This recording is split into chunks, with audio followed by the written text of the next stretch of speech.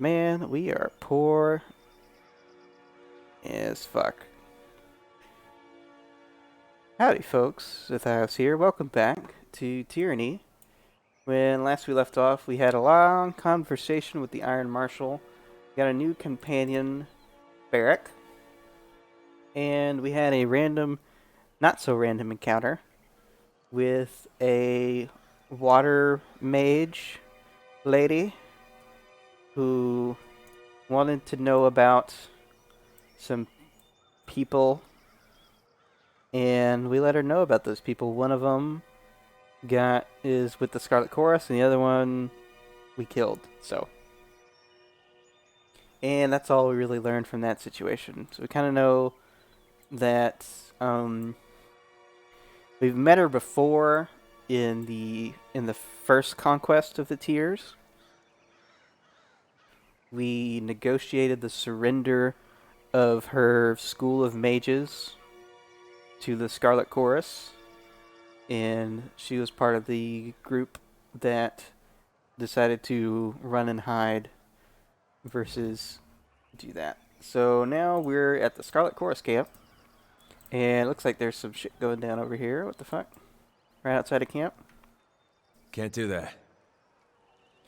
So let's see if us heading over here does anything. Take another step, I'll pin your foot in dirt. You talking to me or the barrack in front? Let's talk.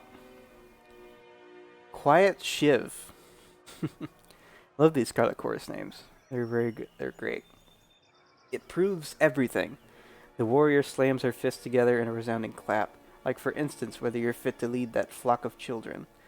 Behind her, the members of her gang posture with weapons held at the ready. Oh, we're about to have a Scarlet Chorus gang war. Shiver Shank. Did you not hear the news of the edict? This is a foolish distraction. We ought to be saving our fight for the enemy. The chorus warrior looks to his gang, giving them a quick nod. Should we... What should we do here? Zethios, what are you going to do here? You're not going to walk away. You want to see what happens here. I know Zethios technically has interacted with the Scarlet Chorus for years, but I have seen absolutely nothing at this point. So I am interested in seeing what happens here and how the heck they work.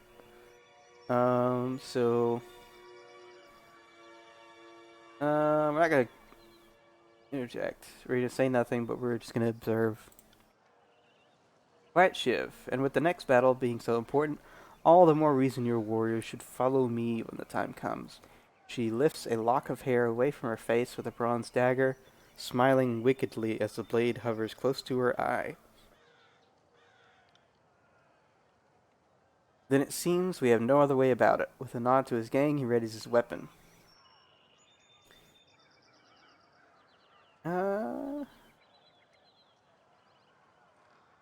So, I don't know. We don't have bloodlust. I don't know. He may be a gambler. Not sure. So Zethios isn't a greedy person, but he can, you know, gamble on a few things. We're quite poor right now. So maybe we could make a little bit of money on the side. We could just let him fight it out. We're not gonna do we're not gonna do the first two options. We're not gonna do 5. We're not gonna just walk away. I say let's wager the Shiver Shank. Why not? Might as well win a string as I gut her and take her gang. He spits a wad of blackish vagrant's chaw toward Quiet Shiv's feet. It's like tobacco. Sharp, vicious grin cuts across her face. You're welcome to try. Alright, so who do we want to bet on? Shiver Shank seems... like, Quiet Shiv seems crazy. And Shiver Shank seems reluctant. I think I'm gonna bet on crazy. I'm gonna bet on crazy. So the soldier offers a quick, solemn nod. Come, who of you will be the first to meet my blade? The gang leader tosses her knife from one hand to the next. Oh, wow. Uh, who won? Technically? Did no one? Did no one I win? got it. No one won. Oh my goodness. Bent dagger, rusted sword, horde boots, and leather armor. I might as well just take it. So, I I didn't know got that it. would be an option. Just, how about a big bowl and nothing? You know? Alright, they got people staked up front. Alright, we got a deer. See what we got in here. Another bent broadsword, so stuff we can sell. I don't know if there's like any dismantling or crafting. I know there's like items have like a tier system. It's like these are common, and so you can have 5 quality things. But I don't know if you can like make stuff. So I don't see anything that leads to think we can make stuff. I know we can make spells. I don't see anything of that. Oh, here we go. Will of Kairos. That's a new missive. Oh, whoa, oh, hey, wait a minute. Okay, yeah, this is totally new. I have not seen this before. Okay, so this is something that came in from Tunon the Adjudicator. So, Zethios' boss. Alright. Word has reached this court that you have issued the Overlord's edict to the Archons of War and Secrets. Know that we understand fully the weight of this burden and appreciate your loyalty. Appreciate the loyalty you show in its declaration. Provided you survive this span, your service will be duly recognized. As you navigate the idiosyncrasies and multiple antipathy of our Overlord's war masters, remember that Kairos watches all with interest. Those who distinguish themselves, whether Fatebinder or Archon, have the opportunity to rise in the Overlord's esteem. Even now, the northern courts whisper that the more successful of the 2 Archons will be granted rule over the whole of the peninsula. Similarly, your fortunes rest upon the decisions you make. Choose wisely. Express dissatisfaction, request clarification, or thank him for the advice. I don't think we need any clarification on anything. Apart from, like, our fortune rests upon the decisions you make. Like, that's kind of duly noted. I mean, we can be pissed that if they don't do the job after that we could die. But I don't think that's not gonna get anything done. There's no way out of it. So it's out of his control. So I think we'll just send like thanks for the advice. Okay. Okay, so we get to look at our little email thread here. Archon Tunon, allow me to express my deep appreciation for this opportunity. Few in the Empire have the honor of treating with Archons, and fewer still of reading the empowered words of the Overlord. I endeavor always to emulate your exemplary foresight and judgment. I remain, in all things, your faithful servant, Fatebinder Zethios. I think he basically has like a page that like does these things for him, and basically like send a write it with my best, and he's not meaning these words. Alright, so we got a missive in transit. That's interesting. Alright, I'm assuming we're going to talk to these people up front, or they're going to talk to us automatically. No? Let's see, just Horde? How does he drop anchor if he can't take his armor off? Drop anchor. Is that what they call taking a crap? Keep your thoughts to yourself, Chorus Maggot. Oh, that's funny. Alright, Horde. The guard places her hands by her belt as you approach, gripping the hilt of a blade. Past this point, it's chorus territory, and you don't look like someone's conscript. Sure, in the right place. I'm always in the right place. The guard tenses up, locking eyes with you. That walking hunk of rust, what's he, she, maybe it doing here? We can just, like, push her down. His favorite thought I needed a minder, and I didn't want to hurt his feelings. He's an allied warrior in my guard, and I don't want to make an issue of this.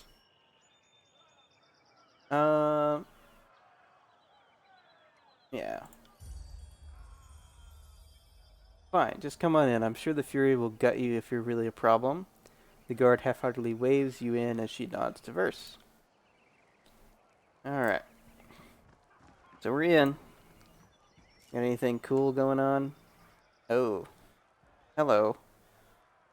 Got like a weird altar here. And a lot of people tied up. Lantry. Prisoner. Vryakel. Another prisoner. We have Scarlet Fury. We have this horde. And this dog that's just running around like crazy. Alright, let's head down this way. We got anything? There's Death Knell. Okay, so we got names of people. That guy just collapsed. Pretty funny. Alright, battle plans are scribbled over a blood-stained map of the tiers. Arrows point toward the inner ring of the Vineyards Valley, and small circles are drawn around the citadel. Okay. Okay. Keep. Alright, the barrel's full of murky red water, severed limbs bobbing into greasy soup skin. Well, that's just fantastic. Alright, what do we got here? A shattered iron Spaulder. The shattered remnants of shoulder armor worn by one of the horde. This Spaulder can be sold for spare parts. Okay. Most of the provisions are withered with rot. Let's go ahead and unlock that. Those just favorite here in the camp. Alright, so we got some moss and some stones. Huh. Alright, looks like we got some... Can't do that. So we got some disfavored here in the camp. We're just going to walk around first. Let's take what we can. Shattered glass vial. These spears are brittle and rusted. Stench of piss and fecal matter emanate from this tent, one clearly not used for rest. So these like little tents next to it are like poop tents and pee tents.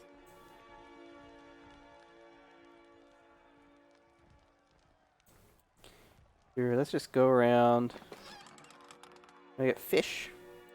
I don't know if we want to take fish from this camp, but we're going to do it. Alright, and then we got... Can't do that. Another big lock that we cannot unlock at this point in time. Alright, so who should we be talking to first? We have Reg and Baz. We have two prisoners we can talk to. We have Snigler Dagos.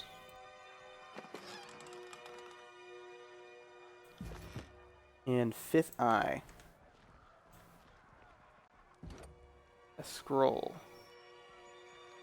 Okay, there's something there that we don't have.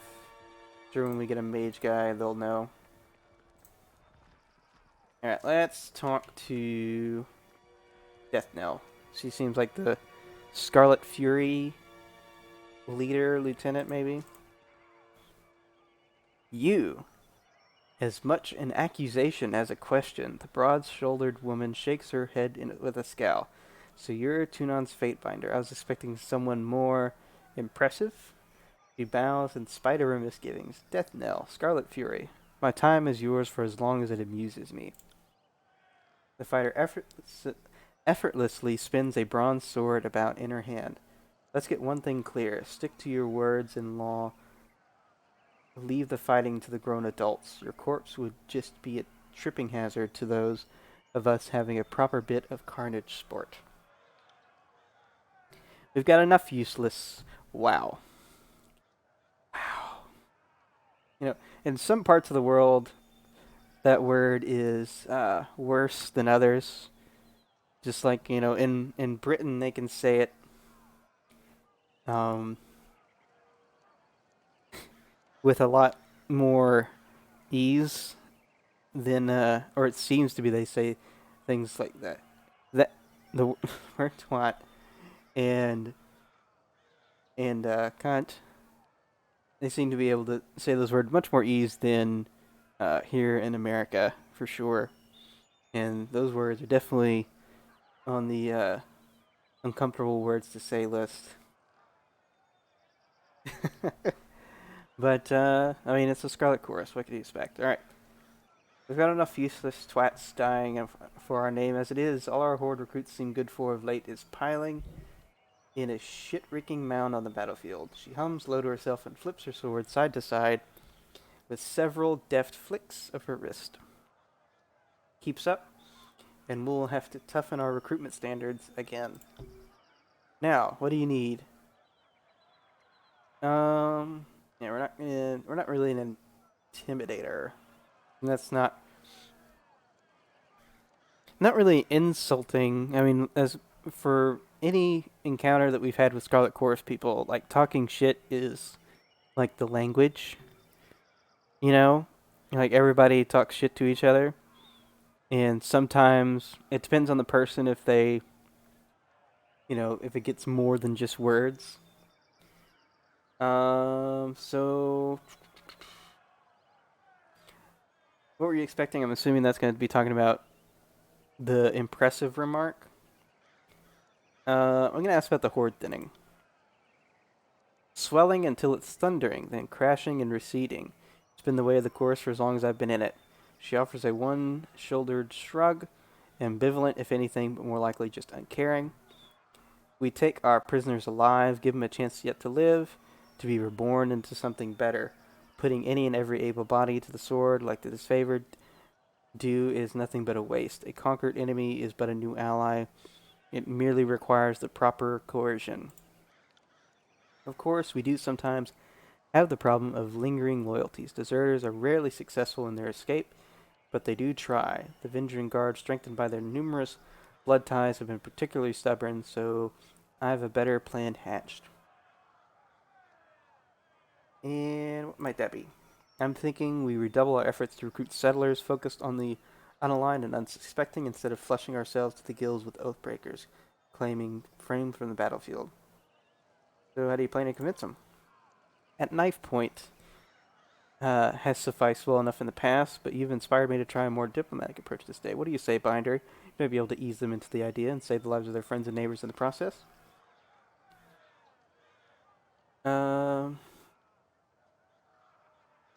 Sure.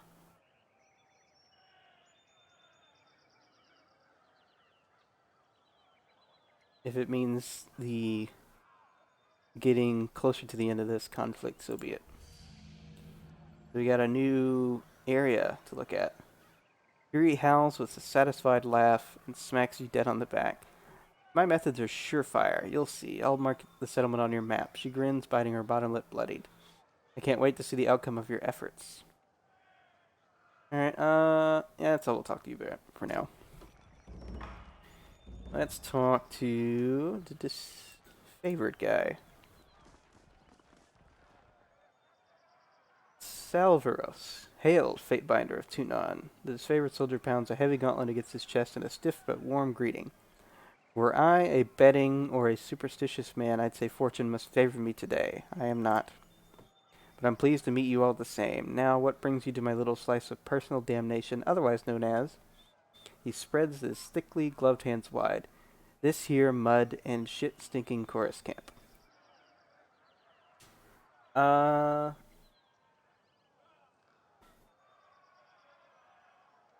You act like it's a punishment to be assigned to this detail.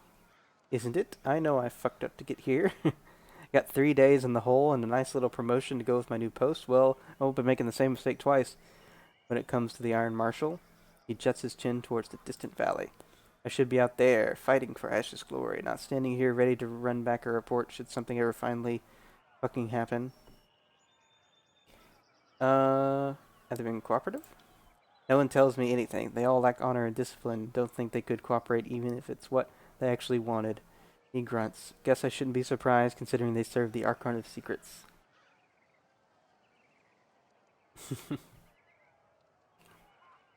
uh...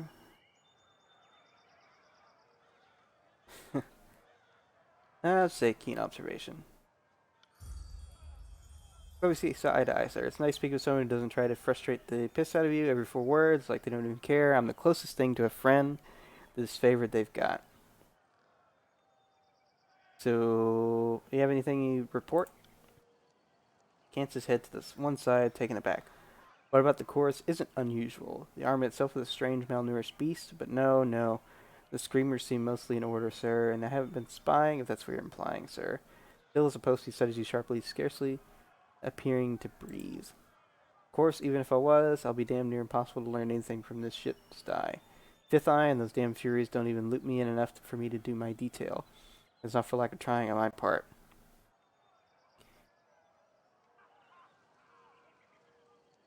Right. He guffaws loud and bemused. Aren't I? Iron Marshal always said I was too soft when it comes to incomers. Came to incomers on account of me being such a good-natured fellow. In fact, you should tell Death Knell that. Maybe she'll stop hiding troop movements from me or passing me enemy intelligence. She thinks he'll get me killed. Alright, well, I'll see you later. Alright. Should we talk with the... I don't think we should talk to the prisoners without talking to who's in charge first. So if I had to guess who's in charge, I'm going to assume Fifth Eye. Because she seemed to be like a... Death Knell seemed to be like a second-in-command type person. And I think you're a merchant. And you might be the like people that we get like training from, like in the other camp. I'm gonna assume that.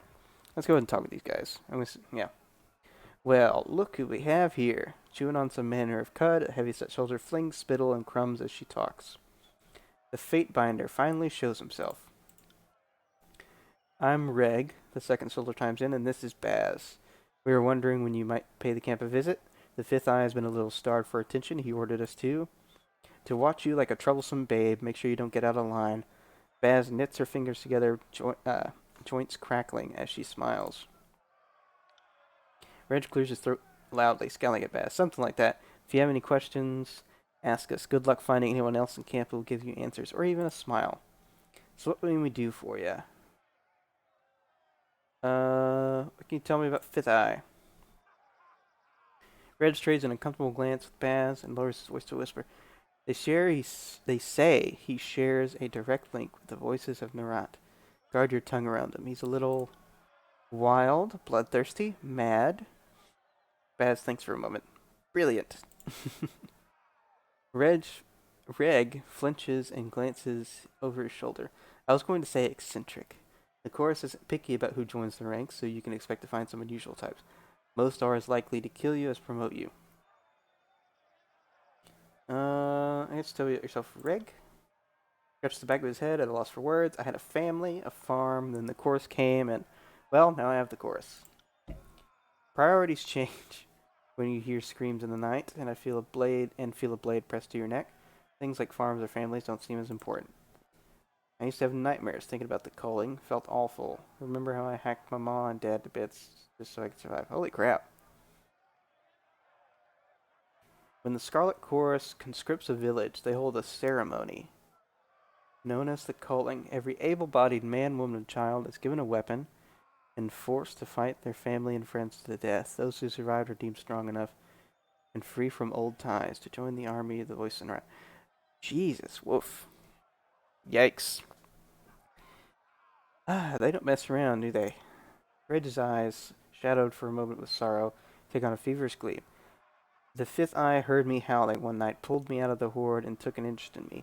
Now I'm studying magic, calling fire from nothing. If my mom and dad could see me now, they'd be so proud. Oh boy. Yikes. Baz, I was a sellsword at the beck and call of fat merchants, just another dented face in the crowd. After too many years of spilling blood and local skirmishes, I realized I was only killing time. Then Kairos showed me a better way. Unity, purpose. Now I fight for something, not just someone. Been watching the Scarlet Furies, practicing my blade work. Not good enough to join them yet, but I bet I could show you a thing or two. Ooh, let's see. Yeah. Baz, so now that we talked to him, do what they can do. So dual wield, a good one. We don't have a whole lot. Dual wield and bows, so she's gonna be really good for me. And dagnabbit. I'm gonna go all the way up back here. Give me a second. Alright. Baz fits a wad of chewed bread into her open palm. These rations are foul. Taste it. Can't tell if it's poison or mold. I heard that our watch is spotted as favorite scout by the grain store. She don't think. I feel fine. Maybe it's an herb to slow my hand in battle. Sabotage the coward's weapon. Maybe it's just gone bad. Seeing you, Red pockets his ration without taking a bite. Fate binder. Okay, so that was a different thing. Alright. Let's see what Reg can teach us. We'll make this valley burn. He's a magic guy, but he does do subterfuge. I want to up subterfuge as much as I can, really.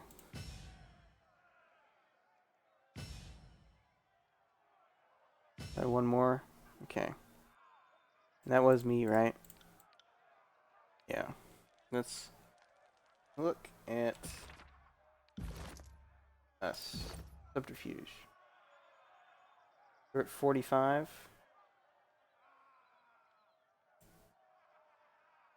It's not enough for that. It's 47. Okay. Need a little more gold than that. Alright, let's talk to Fifth Eye, leader of this camp. The binder of Tunon arrives, squealing with teenagers' timber.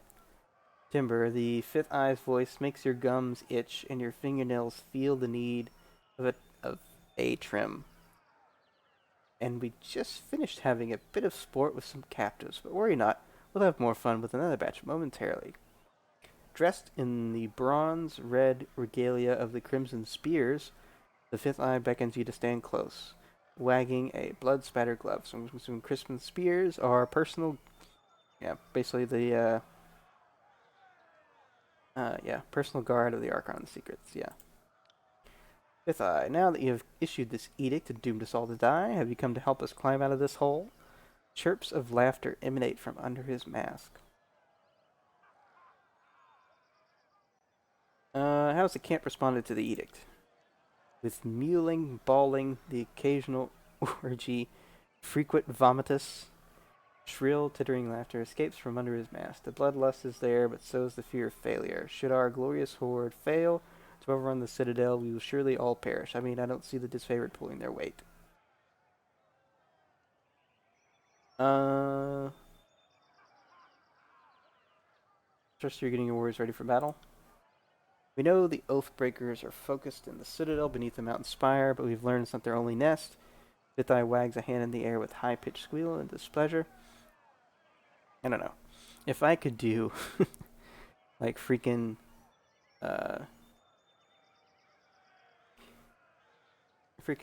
Cobra from G.I. Joe, he probably, based on the descriptions, what he sounds like to me. Yes! Anywho. But yeah, I won't do that. That'll do hell on my voice. I wouldn't be able to finish doing these recordings. Given their pattern of attacks, they must have a second group maintaining camp here in the outer valley. And unless we deal with this second group, they'll attack us from behind the moment we cross the river.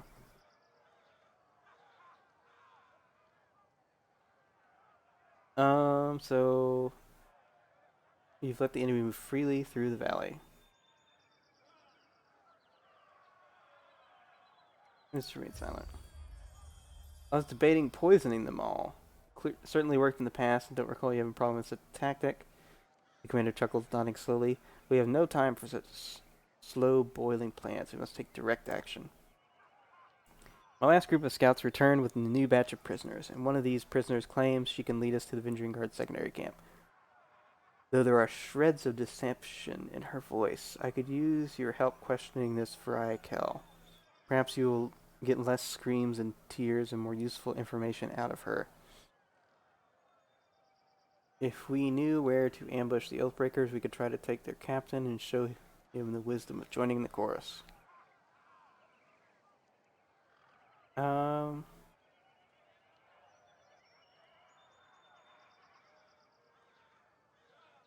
not just ask the Archon secrets? I thought he could interrogate. He's not going to be happy if I choose that.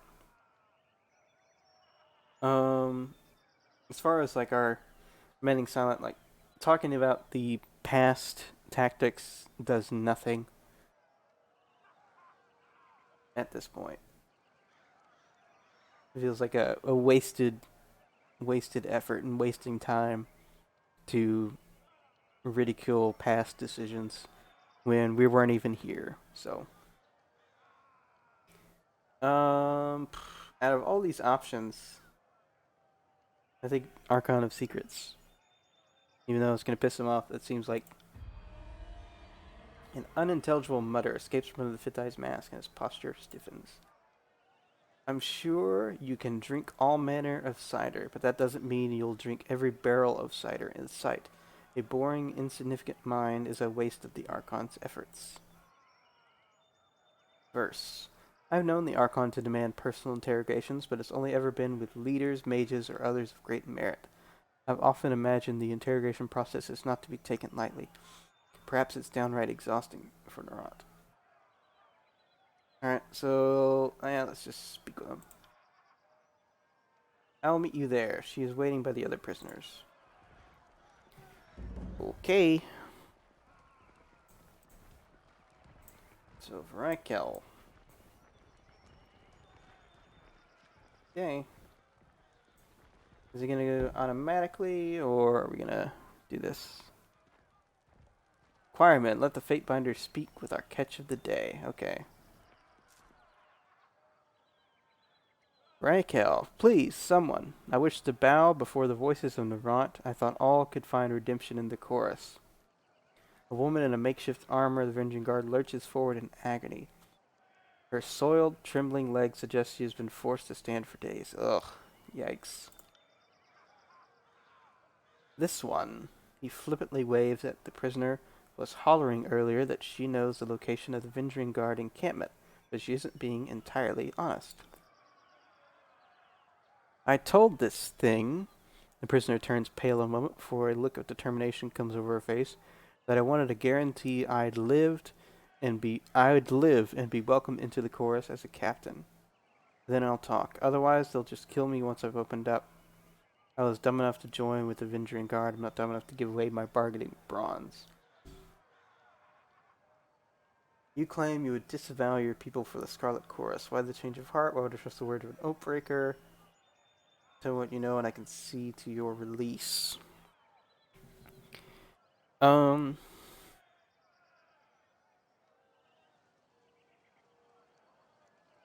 Okay. We'll talk about that first. Maybe we'll get back to seeing about her release. Just in terms of, like, hey, I'm a Fatebinder. I interpret the law here. Alright, so why the change of heart? Because I want to live, and you don't need to be the Archon of Premonitions to know that the younger realms are gone for good. She blinks several times, catching her breath. Kairos is the new strength of the Tears, and I would rather stand with his Archons than to be crushed by them. Okay. Tell me what you know, and I can see to your release. I heard the chorus is looking for Captain Balox Florian and his crew. I can lead you to them, but only if you release me. She turns her head, taking a long look at skewered and smoldering corpses around her. She tugs at her restraints, but to no avail. So we can be intimidating with athletics. We could use subterfuge. Or we could tell her that we could have the voice around it. Yeah, she knows. So yeah, we'll definitely use this option. Not in we're not the intimidating sort of person. We can, our way of intimidating is like talking shit, not Not like, I'm gonna beat the shit out of you if you don't talk. Yeah, we're not that kind of intimidator. So, you're lying. Why don't you tell me what you actually know, and I'll see about saving you.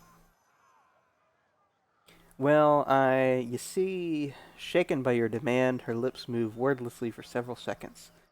So I don't know exactly where the rest of my crew is, but I can tell you. She shakes her head, catching her breath. Search that one. She reaches up with her right leg and points with her foot, calling attention to a nearby pile of corpses. The tall, dark one, missing most of his face, check his left boot. He was the literate one of our crew. He had the orders. With a snap of his fingers, a pair of choirmen yank the boot off the fallen guardsman. A rolled parchment slides out of the boot and is thrust into the fifth eye's hands. He unfurls the scroll to give it a read. It's nonsense, just a mash of words. Laughter erupts from under the mask. She said she had information. She gives us garbage. Slay this wretch for wasting our time. He snaps his fingers at a nearby Scarlet Fury, who promptly snatches a long knife from her belt. Um, So, yeah, she said that she would swear fealty to the Scarlet Chorus. So, why not? In the law of Kairos and the Scarlet Chorus, they have to perform initiation rite. Seeing as you're an expert on the subject of fate, I will entertain your wisdom on the matter. What then would you propose we do with her?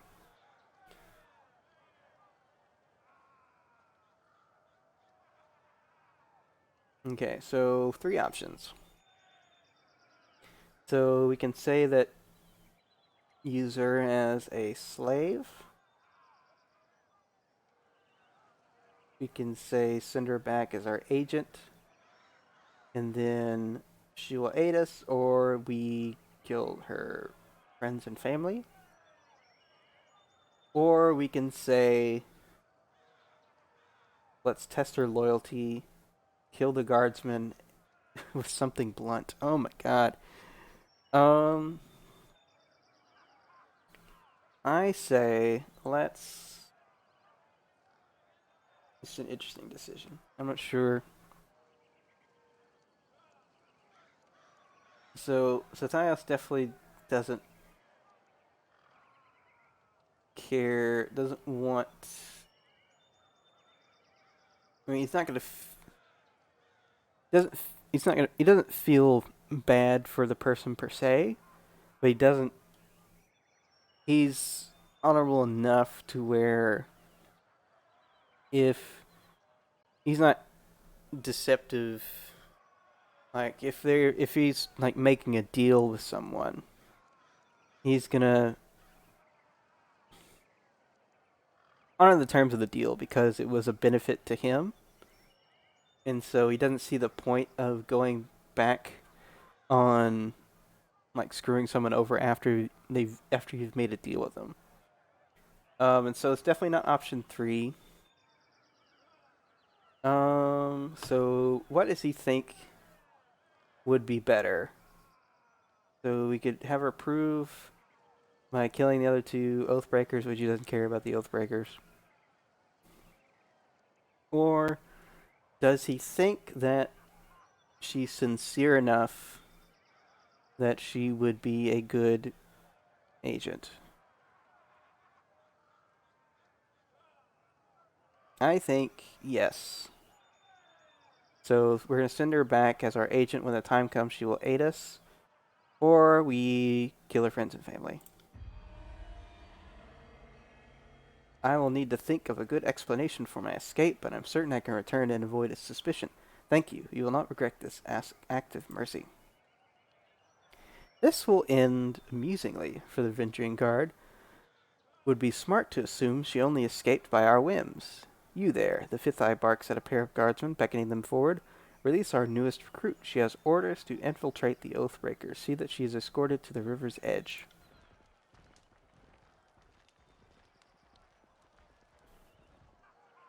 Alright, so Varian inhales deeply, flexing her fingers as she shakes off the stiffness of being tied to a post for days. I will return to the Venturing Guard, act well my part, and await further instructions from the chorus. With a nod, she follows her escorts out of the camp.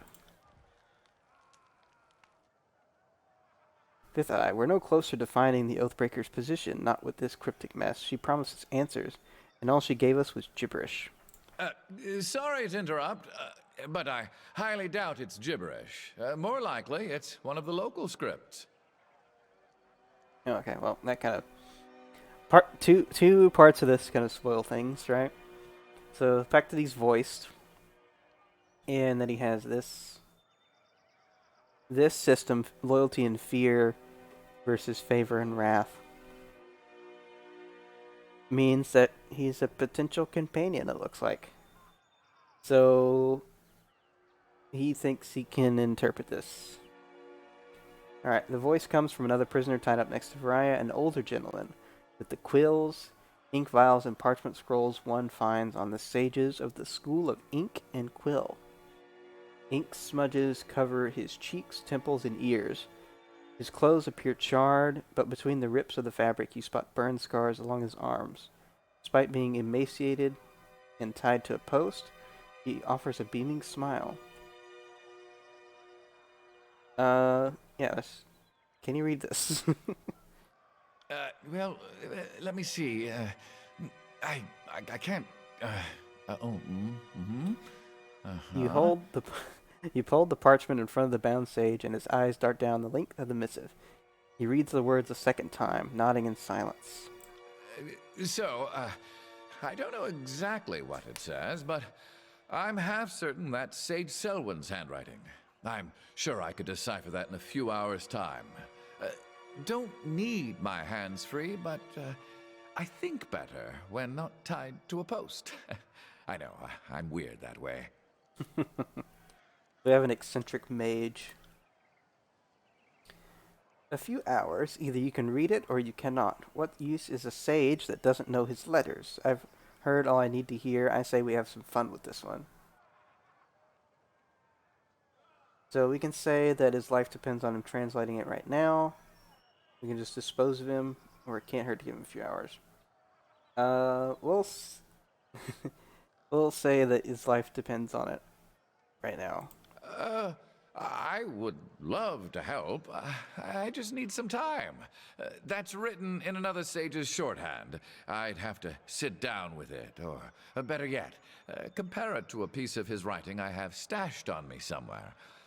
If I sat down with it while sufficiently sober, it's highly probable I'd figure it out.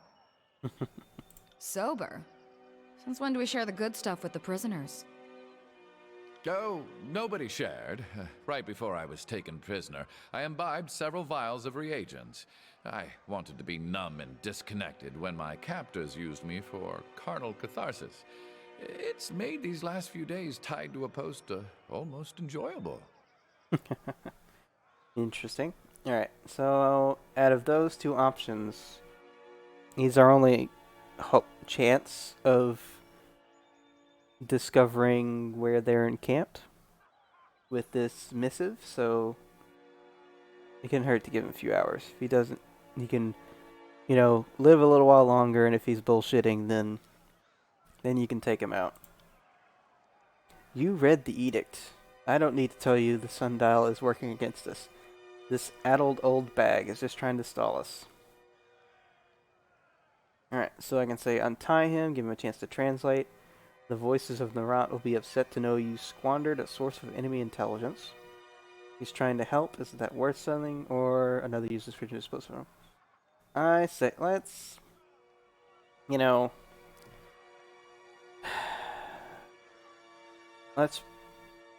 piss him off.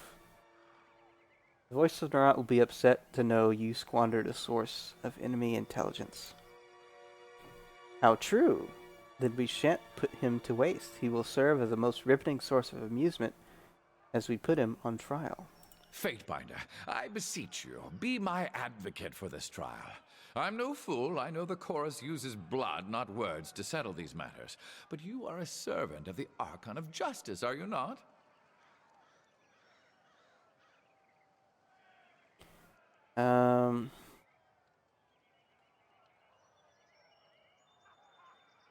Alright.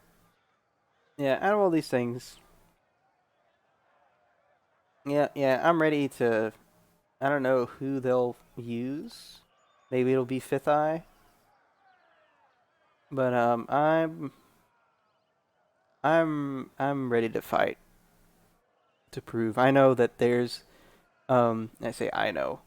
Zethios knows that none of these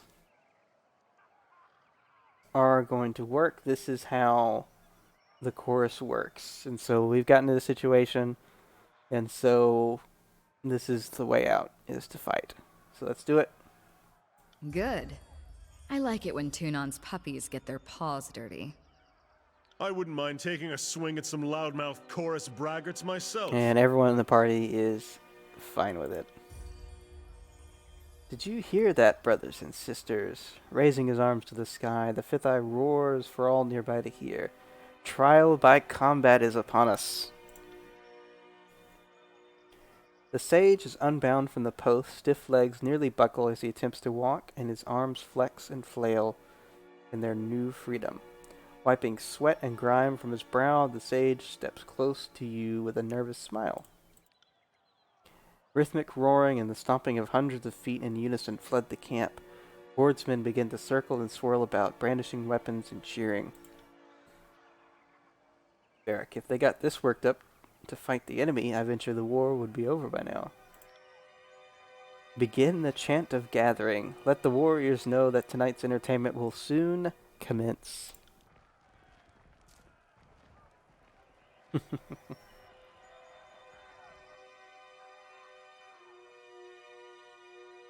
But it'll have to commence next time. So till next time, this has been Zethios signing out for now. Bye, folks.